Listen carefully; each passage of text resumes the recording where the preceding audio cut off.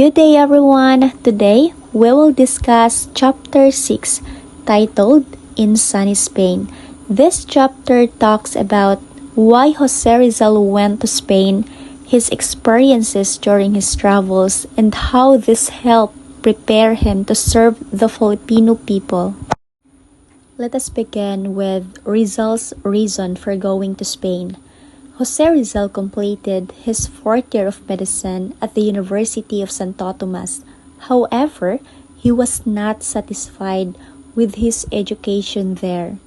The teaching methods were outdated, and Filipino students were treated unfairly by Dominican professors. So, because of this, Rizal decided to continue his studies in Spain. Spain was very different from the Philippines. It had a written constitution and people enjoyed freedom of speech, freedom of the press, and freedom of assembly. These freedoms allowed Rizal to study and express his ideas openly. This environment helped him grow intellectually and shaped his ideas about reform and justice.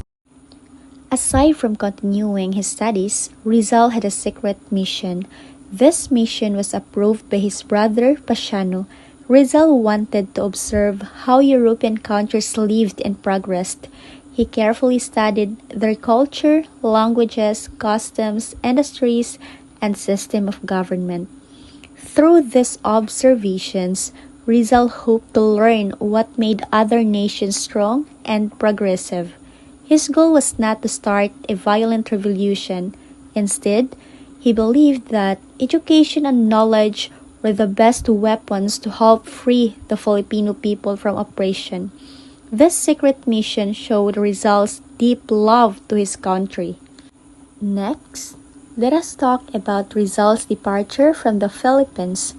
Rizal left the country in secret to avoid being stopped by Spanish authorities and friars. Even his parents did not know about his plan, but before leaving, he wrote farewell letters to his parents and to his girlfriend Leonora Vera. On May 3, 1882, Rizal boarded the Spanish steamer Salvadora and sailed from Manila to Singapore. As the ship slowly moved away, Rizal felt sadness and fear, but he was also filled with courage and determination to complete his mission. During the voyage to Singapore, Rizal observed the people and activities on the ship. There were 16 passengers in total. He became friends with the ship's captain Donato Leca. To pass the time, Rizal played chess with older passengers and often defeated them. Wow. On May 8, 1882, Rizal saw a beautiful island near Singapore. It reminded him of Talim Island in the Philippines, which made him feel homesick. The next day, he arrived in Singapore and stayed at Hotel de la Paz for 2 days. While in Singapore, Rizal explored the city. He visited the Botanical Garden, a Buddhist temple, busy shopping districts, and the statue of Sir Stamford Raffles. He admired how clean, organized, and modern the city was. After his stay in Singapore, Rizal boarded a larger French ship called Gemna on May 11, 1882, which was bound for Europe. Rizal tried to communicate with other passengers in French, but he struggled. So because of this, he used a mix of Spanish, Latin, and hand gestures, which sometimes led to amusing situations. On May 17, 1882, the ship stopped at Point Gale in Ceylon, which Rizal described as quiet and lonely. Later that same day, he arrived in Colombo. Rizal was impressed by the city and described it as more beautiful and elegant than Singapore, Point Gale, and even Manila. So, to conclude, Rizal's journey to Spain was not just about studying abroad. It was part of his preparation to help the Filipino people. His travels allowed him to learn, observe, and grow, which later influenced his ideas, writings, and actions for the country. First trip to Suez Canal. After leaving Colombo, Ceylon, the ship Jimna continued its journey across the Indian Ocean toward Cape Cardiff, Africa. During this part of the trip, Dr. Rizal saw the coast of Africa. For the first time, he described it as an inhospitable land but famous. Inhospitable means the place looked dry, barren, and not friendly for settlement but historically important. The ship stopped in Aden, where Rizal went ashore to explore. He noticed that the temperature was even hotter than Manila, which shows how extreme the climate in the Arabian region was. What touched him the most was the beautiful moonlight at night. This moment made him remember Columba and his family, showing that even while traveling abroad, Rizal still felt homesick and emotionally connected to the Philippines. The Jumna took 5 days to pass through the Suez Canal. The Suez Canal is very important because it connects the Red Sea to the Mediterranean Sea, making travel between Asia and Europe much shorter. This route was a major part of global trade and travel during Rizal's time. At Port Said, the Mediterranean end of the Suez Canal, Rizal went down the ship again. He was amazed by the place because of its multiracial population. He heard people speaking many different languages, which he described as a Babel of tongues. This means there was a mix of cultures, races, and languages in one place. Next is the Rizal life in Barcelona and Madrid, 1882. While in Barcelona, Rizal received sad news from the Philippines. A cholera outbreak was killing many people in Manila and nearby provinces. He also learned from a letter that Leonor Rivera was unhappy and growing thin because of his absence, which made Rizal worried and homesick. On November 3, 1882, Rizal enrolled at the Universidad Central de Madrid, taking medicine and philosophy and letters. Despite his heavy studies, he also trained in painting and sculpture at the Academy of Fine Arts of San Fernando, showing his talent in both science and arts. Rizal lived a Spartan is simple and disciplined life, carefully budgeting his money and time because he went to Spain to prepare himself to serve the Philippines. Every Saturday, he visited Don Pablo Ortega y Rey, a former Manila mayor, where he met influential people.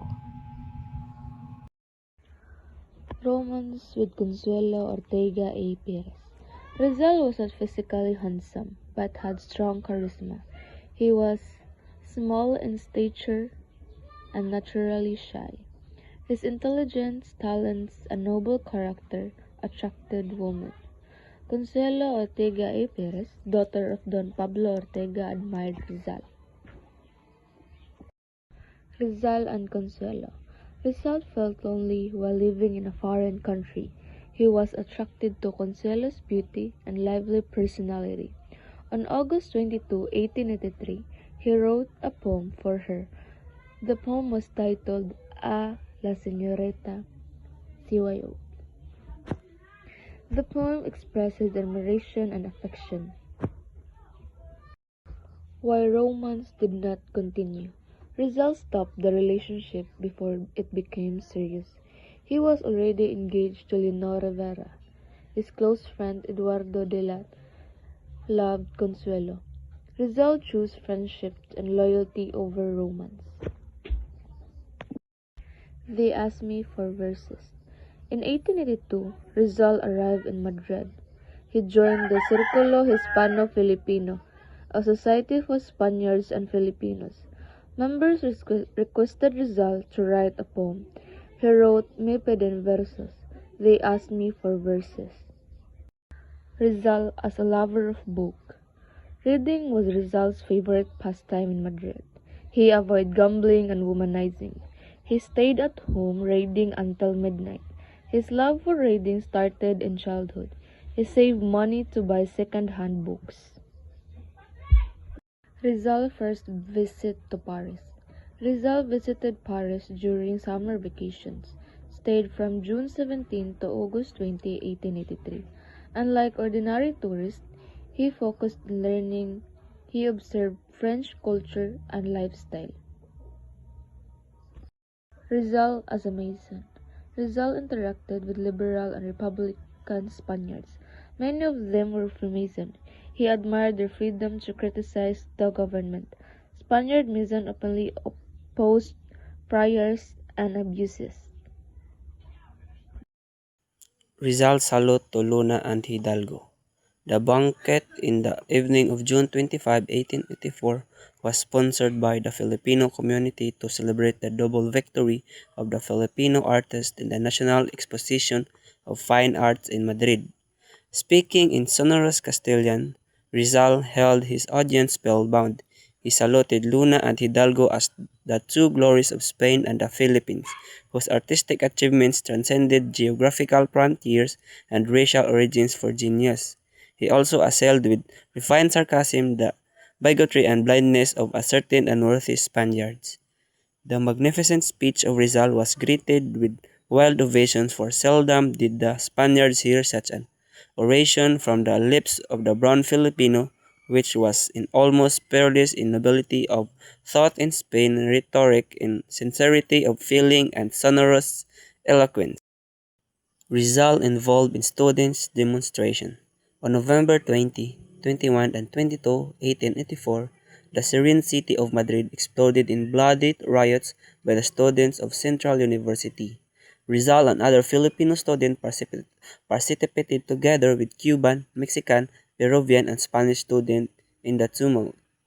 This student demonstration was caused by the address of Dr. Miguel Moraita, professor of history, at the opening ceremony of the academic year on November 20, in which he proclaimed the freedom of science and the teacher. Such a liberal view was condemned by the Catholic bishops of Spain, who promptly ex- excommunicated Dr. Moraita and those who applauded his speech. The appointment of the new rector intensified the fury of the student demonstrator. More student demonstrations convulsed the city, recounting the tumultuous rioting to his family in a letter dated November 26, 1884. Studies completed in Spain. Rizal completed his medical course in Spain. He was conferred the degree of licentiate in medicine by the Universidad Central de Madrid on June 21, 1884. The next academic year, he studied and passed all subjects, leading to the degree of Doctor of Medicine. Due to the fact, however, that he did not present the thesis, did not require for graduation, nor pay the corresponding fees, was he not awarded his doctor's diploma. At long last, Rizal completed his studies in Spain. By obtaining the degree of licentiate in philosophy and letters, he became qualified to be a professor of humanities in any Spanish university. And by receiving his degree of licentiate in medicine, he became a full-fledged physician qualified to practice medicine, because it was together with the licentiate and the philosophy and letters good only for teaching purpose.